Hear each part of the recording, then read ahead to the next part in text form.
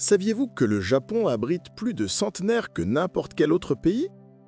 Sur les îles d'Okinawa et de Honshu, on compte des villages entiers où la majorité des habitants dépassent les 100 ans tout en cultivant leur jardin, en marchant, en riant.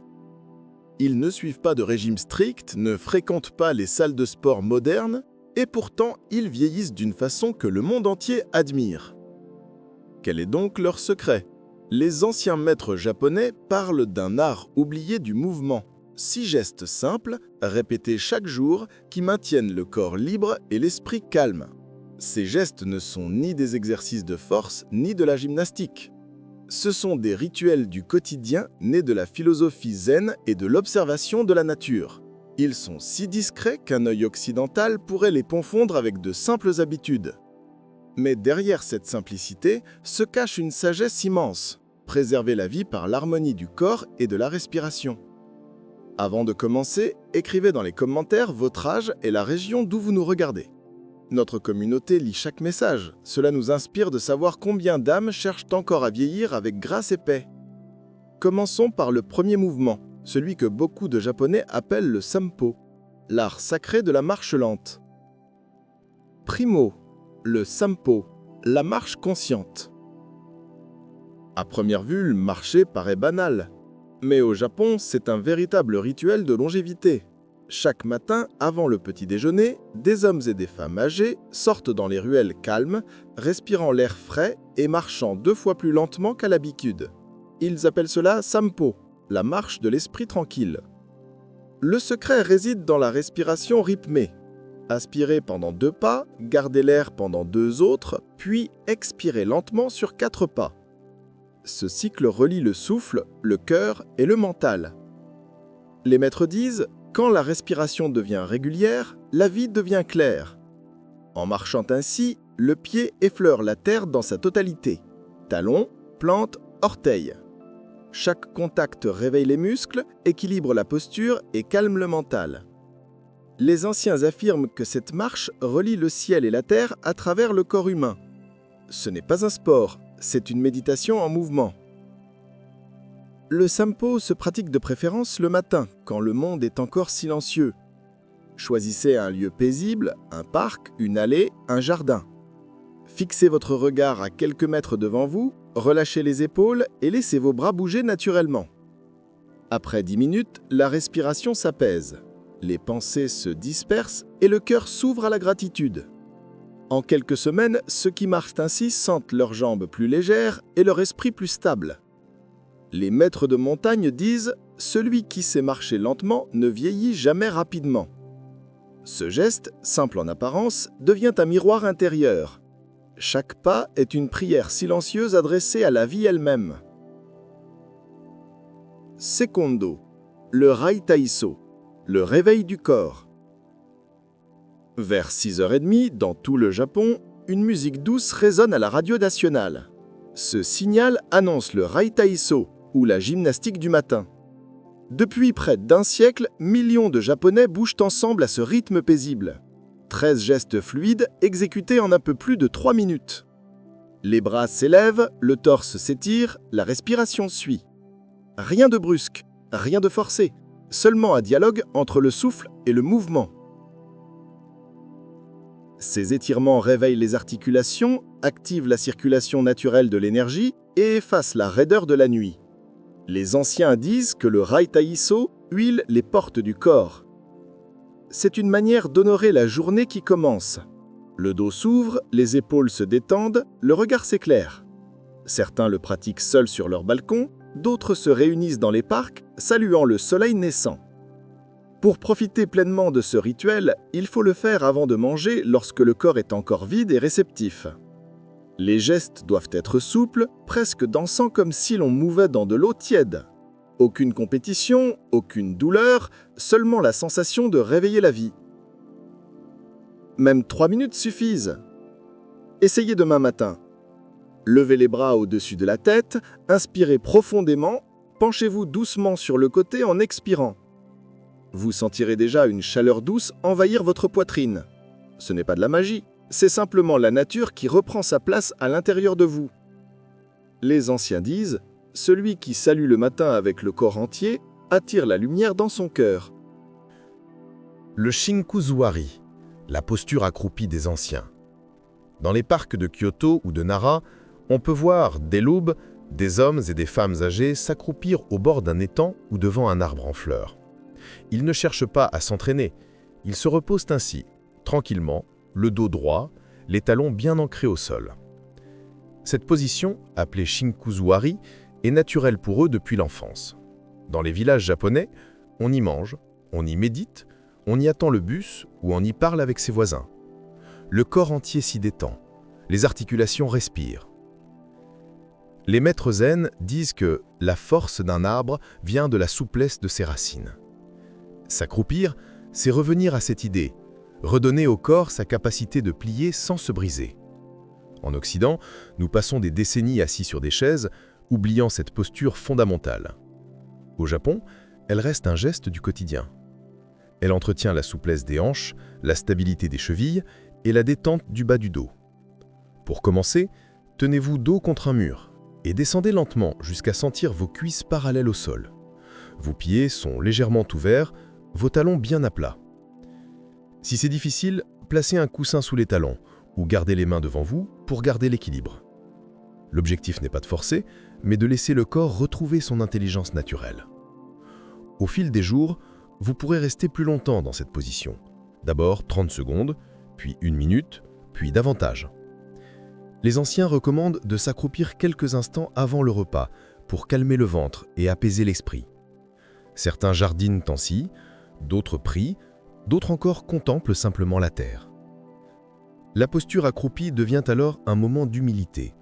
Le monde paraît plus grand, la respiration plus lente, la paix plus proche. Un maître d'Okinawa disait souvent « Celui qui peut s'asseoir près du sol n'a jamais peur de tomber ». C'est une belle métaphore du vieillissement. Rester proche de la terre, c'est rester vivant. L'ashi, l'équilibre sur une jambe. Le 4e mouvement paraît presque enfantin, tenir en équilibre sur une jambe. Pourtant, c'est l'un des secrets les plus profonds des anciens japonais. Dans de nombreux temples, les moines pratiquent ce geste chaque matin avant la méditation, parfois les yeux fermés, parfois en silence total. L'exercice ne sert pas seulement à renforcer les jambes, mais à réveiller l'axe intérieur. Quand une seule jambe porte tout le corps, chaque muscle, chaque nerf s'ajuste pour maintenir la stabilité. Le corps et l'esprit doivent coopérer. Pour le pratiquer, placez-vous derrière un mur ou près d'une chaise pour plus de sécurité. Levez un pied, juste quelques centimètres du sol. Gardez le regard fixé sur un point devant vous, les épaules détendues, la respiration calme. Restez ainsi 30 secondes, puis changez de jambe. Quand vous serez à l'aise, essayez de fermer doucement les yeux. Le monde semblera vaciller un instant, mais le corps apprendra vite à retrouver son centre. Les anciens disent que ce mouvement fait respirer les os. Ce n'est pas une image. À force de pratiquer, les jambes deviennent plus solides, mais aussi plus sensibles. Vous percevez la moindre variation du sol, le poids de votre souffle, la lente oscillation du corps. Ce geste aiguise la présence. On apprend à écouter les signaux du corps avant la chute, à réagir avant le déséquilibre. De nombreux Japonais l'intègrent dans leurs gestes quotidiens, se brosser les dents sur une jambe, fermer les rideaux sur l'autre. Ce n'est pas un exercice isolé, c'est une habitude qui s'inscrit dans la vie. Les maîtres enseignent que l'équilibre du corps prépare l'équilibre du cœur. Lorsque l'on peut rester debout sans trembler, on affronte les épreuves du temps sans peur. Commencez par de petits moments plusieurs fois par jour. Répétez lentement, sans impatience. Un jour, vous sentirez que la jambe ne lutte plus, elle danse avec le vent invisible qui vous entoure. Ce jour-là, vous comprendrez pourquoi ce simple mouvement est considéré au Japon comme un signe de jeunesse intérieure. Le seiza, l'art de s'asseoir et de se relever du sol. Au Japon, la vie se déroule encore souvent à même le sol. Les repas, la méditation, les moments de silence, tout se vit sur des tatamis, dans cette proximité tranquille avec la terre. Les anciens appellent cela le seiza, l'art de s'asseoir et de se relever avec grâce. Ce geste, répété des dizaines de fois par jour, semble banal, mais il entretient la souplesse, l'équilibre et la coordination d'une manière que nul exercice moderne ne peut égaler. Quand une personne âgée s'assoit sur le sol pour partager le thé, elle ne fait pas de gymnastique. Elle honore un mouvement naturel que le corps humain a toujours connu. Descendre, plier les genoux, poser une main, puis s'installer à genoux.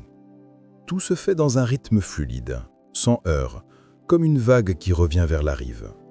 Puis, pour se relever, on appuie un pied, on pousse lentement, on retrouve la verticalité.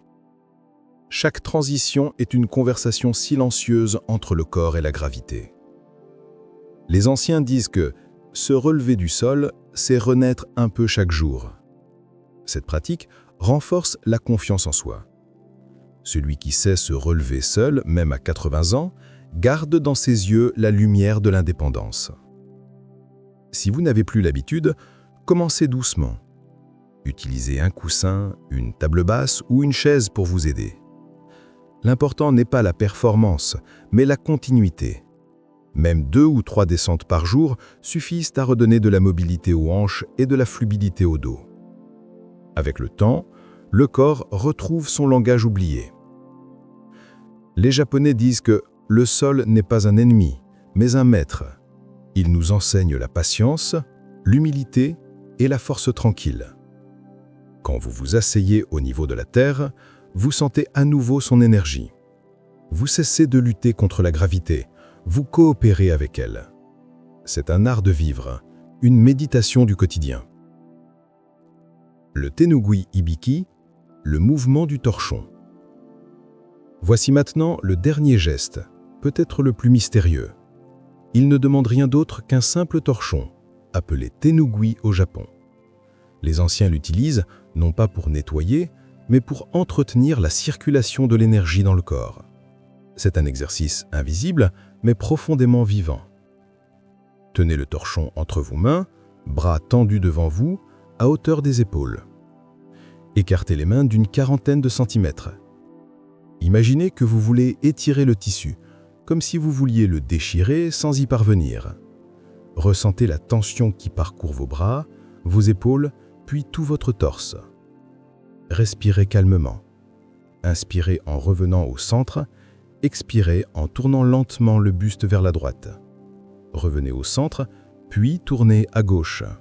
Chaque mouvement est lent, précis, comme une danse. Les maîtres disent que ce geste réveille le feu intérieur. En réalité, il fait circuler la chaleur et détend profondément les épaules et la colonne. Ce n'est ni un exercice de force, ni une gymnastique, c'est un dialogue avec soi-même. Le corps apprend à créer sa propre résistance, à se renforcer sans violence. Répétez cette rotation plusieurs fois, toujours en gardant la respiration régulière. Vous pouvez le faire assis, debout ou même allongé si vous préférez. Certains Japonais le pratiquent chaque matin au lever et chaque soir avant de se coucher. Le matin, il éveille l'énergie du jour. Le soir, il apaise les tensions accumulées. Ce rituel dure à peine 2 minutes, mais ses effets sont profonds. Il calme les pensées, relâche les muscles et ramène l'attention au centre du corps, juste sous le nombril, ce que les Japonais appellent le hara, le siège de la vitalité. Celui qui garde son hara calme ne vieillit pas dans son esprit, disait un maître. Ce geste du torchon n'est pas une mode, c'est une mémoire du corps, transmise silencieusement à travers les générations. Un rappel que la force véritable ne vient pas de la lutte, mais de la respiration consciente. Chaque tension devient énergie, chaque expiration devient paix. Au Japon, on dit que le véritable âge d'un être humain ne se mesure pas en années, mais dans la clarté de son regard au lever du soleil. Un vieillard qui sourit à la lumière du matin est plus jeune qu'un jeune homme qui s'inquiète du lendemain. Les anciens l'ont compris depuis longtemps. La longévité n'est pas une course contre le temps, c'est une amitié avec lui. Et cette amitié se cultive chaque jour à travers des gestes simples, paisibles, presque invisibles. Ces 6 mouvements, transmis par les générations, la marche lente, les étirements du matin, la posture accroupie, L'équilibre sur une jambe, le retour au sol et le mouvement du torchon sont bien plus qu'une routine. Ils forment un langage secret entre le corps et la nature, une conversation silencieuse avec l'univers. Quand on les pratique, on n'essaie pas de devenir fort, on cherche à redevenir vrai. Les Japonais disent « Le corps qui bouge avec respect devient un temple du temps ». Cette phrase résume tout. Chaque matin, lorsqu'un vieil homme d'Okinawa sort de sa maison pour marcher lentement vers la mer, il ne fait pas de sport, il rend hommage à la vie. Chaque pas est une offrande, chaque respiration un remerciement. Et jour après jour, ces petits gestes tissent autour de lui une armure invisible faite de sérénité. L'art japonais de vieillir s'appuie sur 3 piliers: la lenteur, la constance et la gratitude. La lenteur parce qu'elle permet au cœur de suivre le mouvement. La constance parce que la discipline douce vaut mieux que la force passagère. Et la gratitude parce qu'elle transforme le simple en sacré. Les anciens répètent « Quand tu remercies ton corps, il te protège ». Et ceux qui les écoutent découvrent que la paix intérieure a des effets plus puissants que n'importe quelle médecine. Imaginez votre journée rythmée par cette sagesse. Au réveil, vous marchez lentement dans votre maison, pieds nus, pour sentir le contact du sol. Vous levez les bras vers le ciel et laissez entrer l'air frais. Vous vous accroupissez un instant pour ramasser quelque chose, non par nécessité, mais pour rappeler à vos articulations qu'elles sont encore vivantes. Vous restez un moment sur une jambe, puis sur l'autre, et riez doucement de votre propre vacillement. Vous vous asseyez sur le sol pour contempler le silence, puis vous saisissez un simple torchon et étirez vos bras dans un mouvement lent et circulaire. Tout cela ne dure que quelques minutes, mais à la fin, vous sentez que le corps, l'esprit et la respiration forment à nouveau un seul être. Les maîtres zen affirment que c'est dans la régularité de ces gestes que l'âme se purifie. Chaque mouvement chasse un peu de peur, chaque souffle dissout un peu d'oubli. Ce n'est pas seulement le corps qui se renforce, c'est la conscience qui s'éclaircit. Celui qui pratique ces rituels ne cherche plus à ralentir le vieillissement, car il comprend que le véritable ennemi n'est pas le temps, mais la négligence. Le corps abandonné s'éteint, le corps honoré s'illumine. Sur l'île d'Amami, on raconte l'histoire d'une femme centenaire qui pratiquait encore le sampo chaque matin. Lorsqu'on lui demanda son secret, elle répondit simplement « Je ne me suis jamais arrêtée de bouger avec douceur ». Pas de formule magique, pas de remède coûteux. Seulement le courage de rester fidèle à ses petits gestes quotidiens. Cette fidélité, c'est elle la vraie force. Le Japon nous enseigne que la discipline douce est une prière silencieuse. Faire les mêmes gestes chaque jour sans ennui, avec respect, c'est semer dans le corps la graine de la tranquillité. Et de cette tranquillité naît une vitalité étonnante. On dort mieux, on respire mieux, on pense plus lentement, mais plus profondément. Les rites deviennent alors des calligraphies du vécu, des traces de lumière sur le visage. Vieillir ainsi, c'est vivre en artiste, c'est transformer la routine en cérémonie. Le simple fait de marcher, d'étirer les bras, de respirer devient un art sacré. Le corps devient pinceau, le souffle devient encre, le temps devient papier. Et chaque jour, on peint sur soi une œuvre nouvelle, l'équilibre entre effort et abandon. Quand viendra le soir, souvenez-vous. Avant de dormir, reprenez votre torchon. Faites une dernière rotation lente du torse, inspirez profondément, expirez longuement. Imaginez que vous essorez les peurs de la journée, que vous libérez l'énergie qui stagnait. Puis posez le torchon, joignez les mains et murmurez « Merci pour ce jour ». Ce simple mot dit avec sincérité vaut des années de rajeunissement. Les maîtres affirment que celui qui termine chaque journée dans la gratitude ne vieillit jamais seul, car la vie elle-même devient sa compagne. La paix s'installe dans les gestes, dans les pensées, dans le regard. Et c'est là que réside le véritable secret japonais de la longévité, ne jamais cesser de se mouvoir avec amour. Pas pour fuir le temps, mais pour danser avec lui, lentement, comme on danse avec un vieil ami qu'on ne veut plus quitter. Alors, demain matin, quand vous ouvrirez les yeux, ne pensez pas à vos années. Pensez à votre souffle.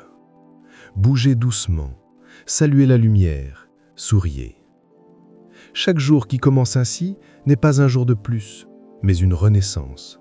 Et dans cette renaissance quotidienne, le cœur ne vieillit jamais.